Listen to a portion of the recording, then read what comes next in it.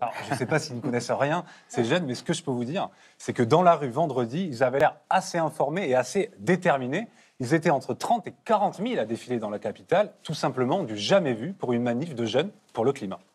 On est plus chaud, plus chaud, plus chaud que le climat, on est plus chaud, plus chaud, plus chaud que le climat. Dans la jungle, terrible jungle, le monde est mort ce soir. Et 1, et 2, et 3 degrés, c'est un crime contre l'humanité.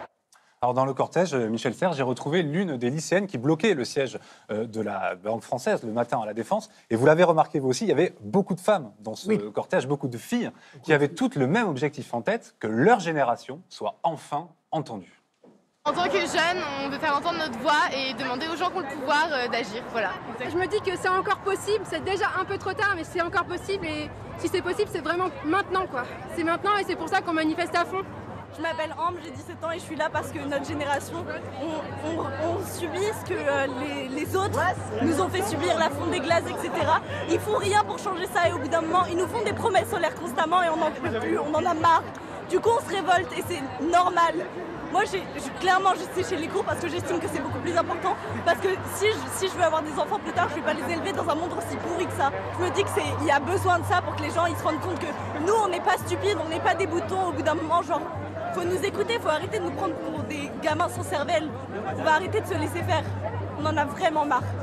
Très déterminé. Ouais, très déterminé, en colère. Et des lycéennes en colère comme Ambre, j'en ai rencontré beaucoup dans les rues de Paris vendredi. J'ai aussi rencontré des collégiennes. Alors, il y avait des grandes de 3e, mais il y avait aussi des plus petites, des collégiennes de 6e, des enfants qui espèrent que leur mobilisation va enfin faire bouger les adultes. Les gens qui peuvent faire des trucs, s'ils voient que même des enfants de notre âge font des trucs, peut-être qu'ils vont se dire que faut peut-être un peu bouger les choses, quoi.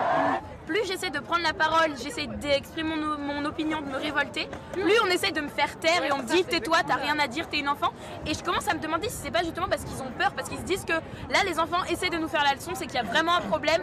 Les personnes âgées, c'est pas très sympa ce que je veux dire, mais genre, vu qu'elles n'ont plus beaucoup de temps à vivre, ils ne s'occupent pas vraiment de ce genre de problème-là. Alors je vous assure, Michel Serres, il n'y avait rien de personnel là-dedans. C'est un message général que vous voulez faire. Universel. En tout cas, les marches de vendredi pour le climat, elles ont mis du temps à arriver en France, plus qu'en Belgique, par exemple. Mais je peux vous le dire, ils avaient l'air vraiment déterminés, ces jeunes. Alors on verra si ça s'inscrit dans la durée, mais la détermination, elle est bien là.